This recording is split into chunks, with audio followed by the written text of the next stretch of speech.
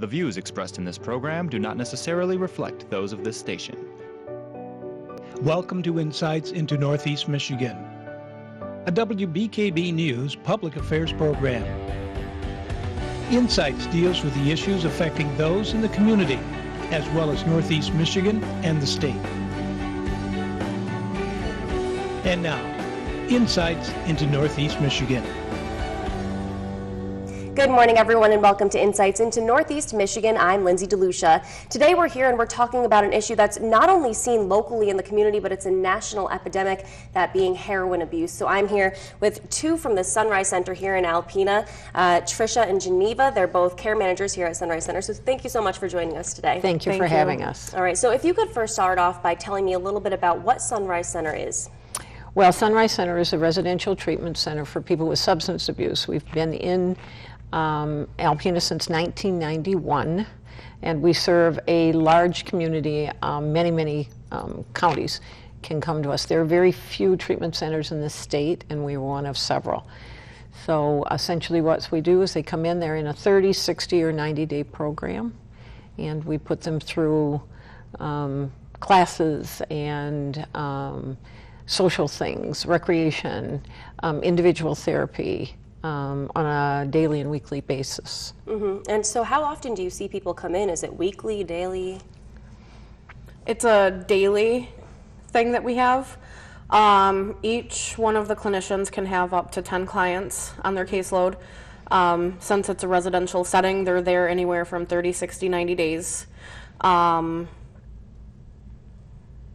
have classes every day, didactic groups, individual therapy, lots of things that we focus on. And how many people, say, do you have in now? We have close to 30. We have almost full house. Okay, so that's... And it's men and women. Okay. What are some of the ages that you see of people who come to you needing help? We can have, we can only have adults, so you have to be at least 18. And the ages range from 18 to 75 plus. We find that older people struggle to come to treatment. And it is a significant problem with an older community, but they struggle to come. I would say probably, Trish, that it's probably the 20 to 35, 38, in the 40s. And essentially, and I think you will hear this, we don't see a lot of older drug users because they die very young. And so people getting into their 40s and 45 and stuff, we don't see that often. If it really is it's a very difficult disease. Right. So diving into the topic at hand, I mean, heroin is a huge issue all around the country, and we have been seeing it increase, I feel as though, in our community in the past couple of years. What have you seen with heroin abuse? One of Trish's jobs was intake, and we were talking about that today, and maybe you can address that, Trish. Sure. When I first started working at Sunrise Center as the intake coordinator, I did all of the admissions. And I had seen a huge increase in opiate users coming in. And it wasn't specific to just Alpena County, this is statewide, the clients that we serve. But there had been a huge shift from alcohol use to the opiates. That was one of my observations. And I think the change has been now, it's not that we have any more opiate users, but what they're choosing to use. And that's where the heroin comes in. It was, I've been there 11 years, and it was OxyContin, Vicodin, prescription meds. But now they're finding on the streets that those are so expensive that heroin is cheap. And so there's shift. It's the shift to heroin. Of course. And how have you seen that impact the community here in Alpena? Well, it's a huge problem because, and I think that's one of the things we do a lot, and this is why we're happy to be here, because it's an educational piece, that if you're not impacted directly, you really are impacted community-wise, because it's a community disease. It increases crime. Addiction forces you to be dishonest. It forces you to do things that you might not do were you not in active addiction. So crime, safety, breakups of families, the cost is outrageous to the communities. It's a very difficult disease. And now I understand that some states have taken emergency measures where they've almost, I've heard, made emergency response overdose prevention drugs more available to users. Do you think that encourages use or that helps the situation? Difficult question. I think we've talked about, and Tricia and I have talked about, the only thing that is going to get someone well is the desire to do that. You really can't punish someone into a sobriety. We have to punish people. They have to know that there's laws. But breaking a law, dying, having their children taken away, none of that is going to get anybody clean unless they want to. The drugs that they have, people accidentally overdose, and I'm not saying that every drug user or every alcoholic wants to do that. So having that certainly saves families. Understand that until they can learn that they're going to get well.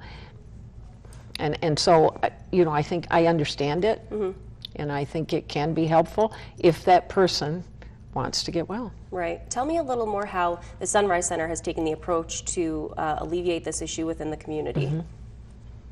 Go ahead. We do it every day.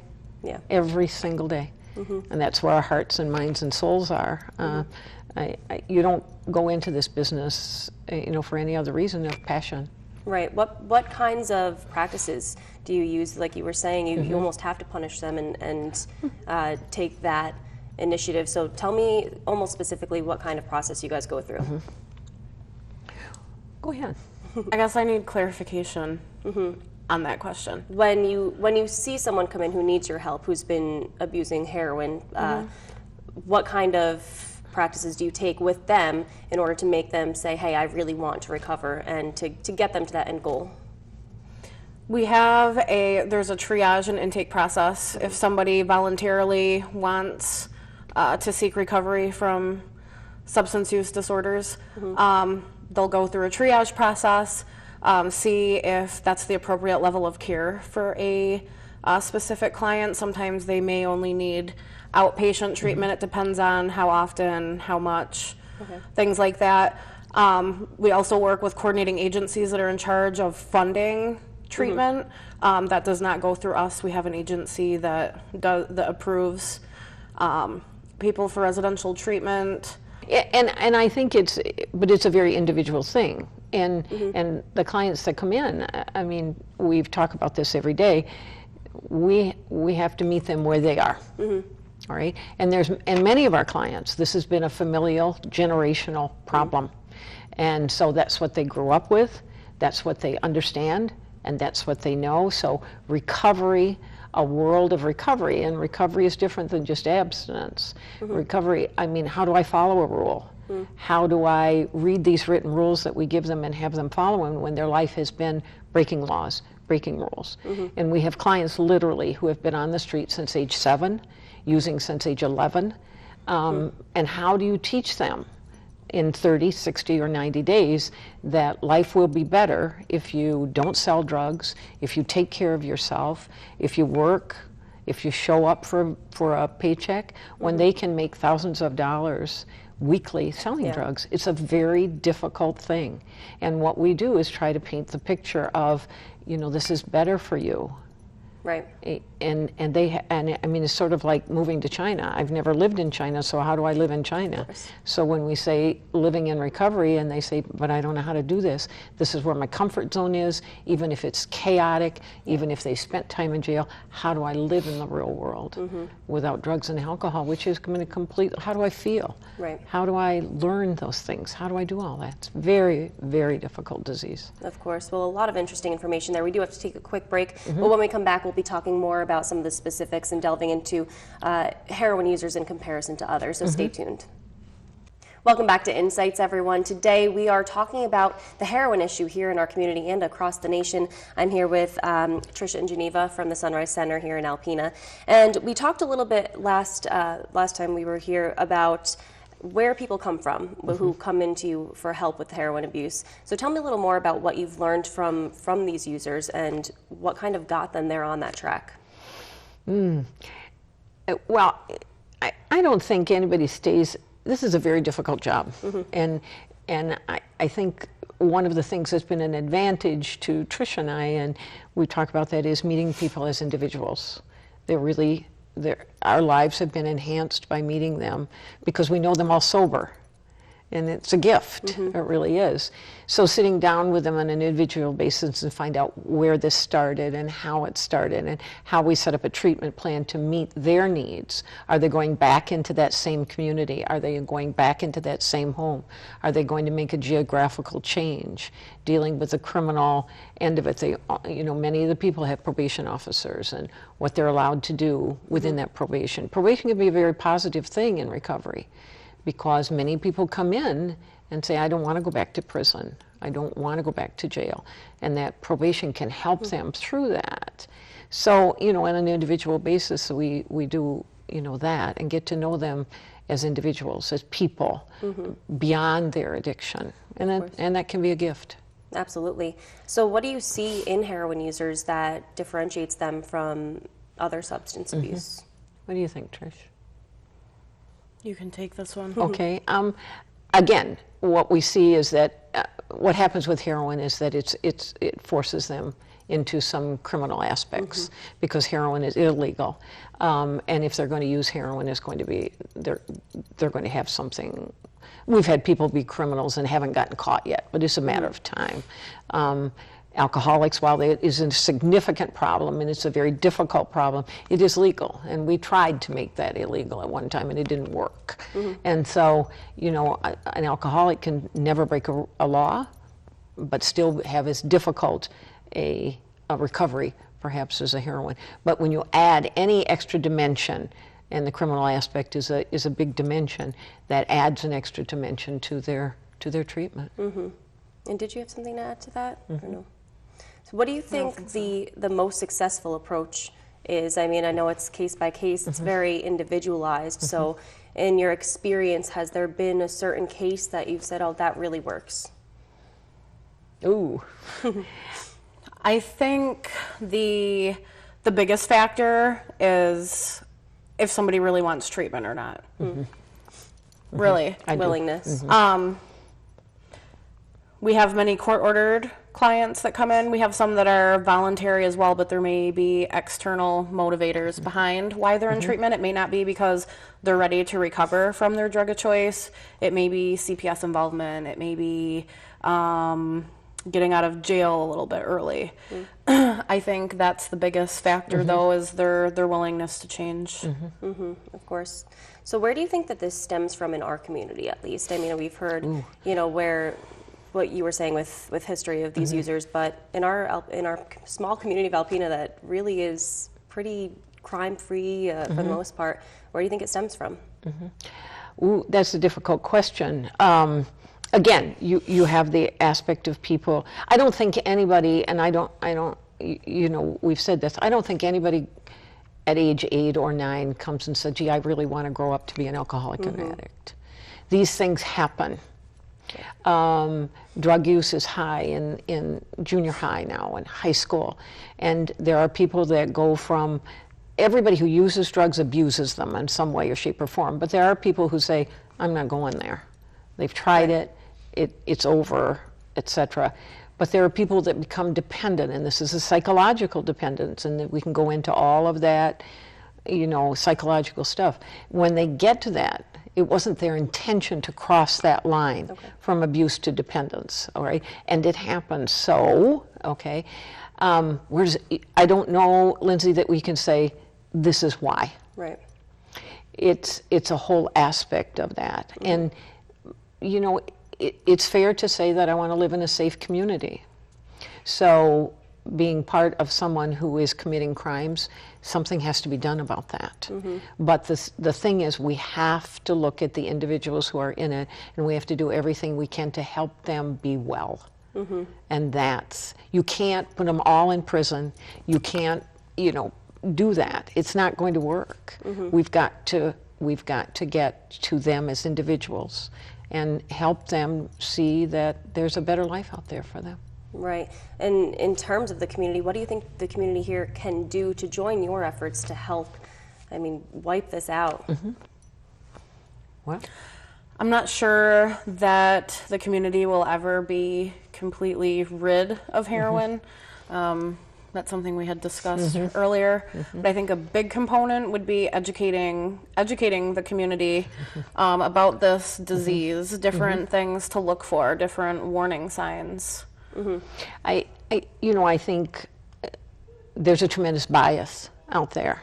All right, and I understand that. Okay, we have some very, very challenging people that come to us on a daily basis, but I also think that we work very hard to see them as people. And I think education, when people come and say, well, it's just a moral failure, or it's just this, or it's just that, and it isn't just that. Right. It's a huge component of things, and they have to be held responsible. I have no problem with that. They have to take care of their legals. They have to pay the price for what they've done, but they also don't have to necessarily pay with their life. And so being able to see, yes, okay, they have to do that, but they also are people. And, we have success stories, and we have people that have succeeded. And beyond, horrible things have happened to many, many people. And to tell you the truth, drug addiction works. It takes away the pain. It takes away PTSD. It takes away all those memories of whatever has happened to them in the past, but only momentarily. And so we take the drug away, and then we say, now you have to handle those things. And it can happen. It can. There's always hope. And you guys are obviously doing a great job with that. You need that rock here in the community to be that source of help for these people, because there's not much. So we thank you for that, and we really thank you for coming here and spreading the awareness that needs to be out there. Thank you for asking us. We appreciate it. Of course. And coming up next, we'll be speaking with Lieutenant Sharp from the Huron Undercover Narcotics Team to talk more about the law enforcement side of this epidemic, so stay tuned. Welcome back to Insights into Northeast Michigan, everyone. I'm here with Lieutenant Sharp from the Huron Undercover Narcotics Team, and we are talking about the epidemic of heroin abuse and how that's an issue here in the community. So thanks for joining us. Certainly. So if you could start off by telling me what kind of trends you've seen from the law enforcement side in the community over the years with heroin use. Well, it originated with opiate-based prescription medications and their abuse, and they're so readily available in homes, in medicine cabinets, grandparents, parents. They don't discard these opiate-based narcotic prescriptions, and quite frankly, they're very expensive on a street level. So a number of years ago, heroin was introduced into our community, and it's far cheaper than trying to purchase prescription pills. And it has been an epidemic, like I was saying, in the country, especially with teens and heroin. So what kind of, how do you handle this with such young users when you find it? It's no different with the age of the users. That our job is to enforce the laws and identify those who distribute narcotics, and we are after those people that distribute heroin, and not to focus on users, if you will. Part of our goal is education, and we want people to not consume these things, but we target everyone that's distributing them, so regardless of their age. Why do you think it's hitting young adults so hard in our community these days? Do you think it is a lack of education? I think, an opiate is a different high than any other drug, a marijuana with the THC and some methamphetamines. And I think that, maybe there's some pleasure receptors or, something romantic about that, heroin.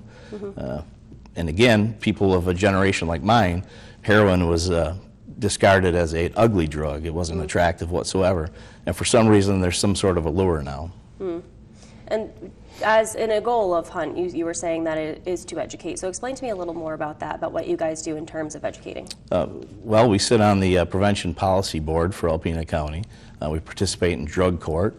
We give lectures and seminars, if you will. We try to educate people in service industry to look out for certain signs of the manufacture of methamphetamine or the manufacture of marijuana or the distribution of heroin. And that's a huge part of what we do, is to try to quell these trends, as you call them, using the tool of society or our town. So. How many busts does Hunt do each year? I mean, you guys are out there, every day. How often do you find these things? Last year we had 156 total complaints. Of those, 79 were specific to the delivery or distribution of narcotics, of drugs. 16 of those were the distribution of heroin, which led to 45 arrest counts. So when you speak of heroin specifically, there's a wide web, and it's very difficult to infiltrate that web. So it's very intensive. It is very common for an investigation to go several months. So it's not something that we can find today and arrest tomorrow. It's very intensive. I have a team of great detectives, and we work hard. And we did talk with Tricia and Geneva from the Sunrise Center about things that they saw heroin has an impact on the community with. From the law enforcement side, what do you see the negative impacts obviously are huge. So how do you see that impact on the community and the state even? Yeah, we could talk all day on that matter, but locally, there's such an increase in heroin use and distribution. It's a danger when people consume them and they drive the roads. Again, just by the virtue of narcotics being illegal, it's been mentioned that that's a crime. However, these people are committing other crimes. It's expensive, and the cost of it is astronomical, and even people that have very good jobs can't afford their habits. So they have to resort to retail fraud, assaults, robberies, crimes against persons. So in part, some of our duties are to investigate those as well. We assist other agencies in homicides, attempted homicides, drive-by shootings, that type of thing. So it's widespread, and it boils down to money. They need money to get their drug. And are there any different preparations that hunt takes or looks for when looking for heroin in the community in comparison to other things that you may find? It's very similar, and the distribution of illegal narcotics are quite similar. But if you introduce methamphetamine, that's different because generally that's manufactured locally as well and then distributed. Heroin is not an opiate and is a derivative of poppy seed, and we don't have those in the United States. So heroin comes from other countries. So this is a United States problem that ends up in Alpena, Michigan. Right. Are there any misconceptions that you see the community may have about heroin that you guys going in and being so close to these situations might see the truths about? One thing that I think is a myth when people talk about the weights and the measures of what we seize off the streets. And heroin is like a prescription pill, and dosage amounts are very small.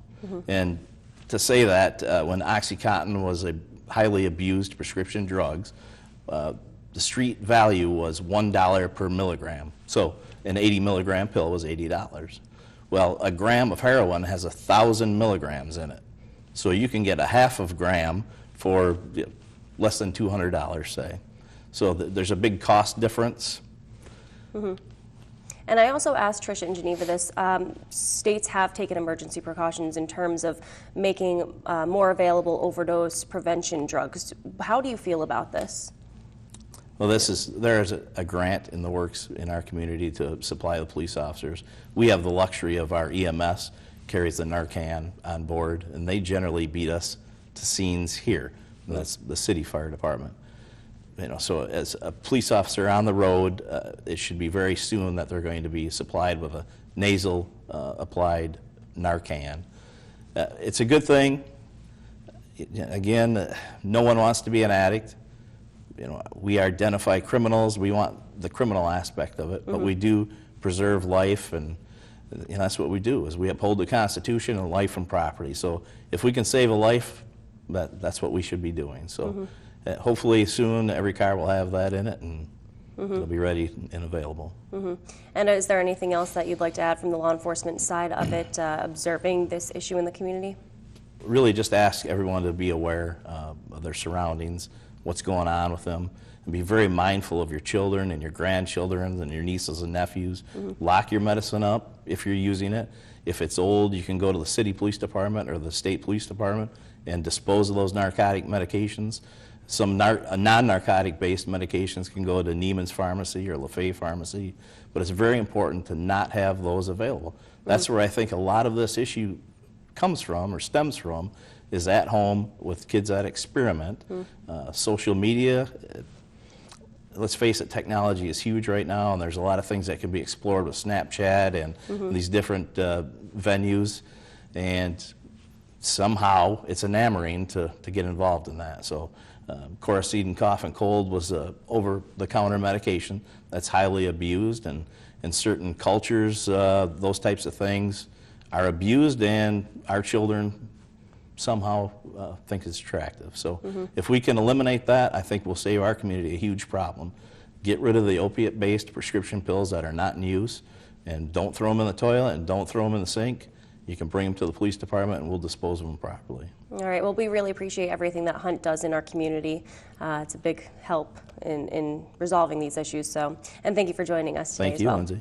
All right, and tune in next week to Insights into Northeast Michigan to learn more about some of the issues affecting our local community. Thanks for watching. Insights into Northeast Michigan is produced by WBKB News.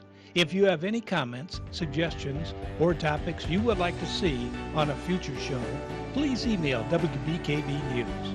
This has been a production of Thunder Bay Broadcasting Corporation. All rights reserved.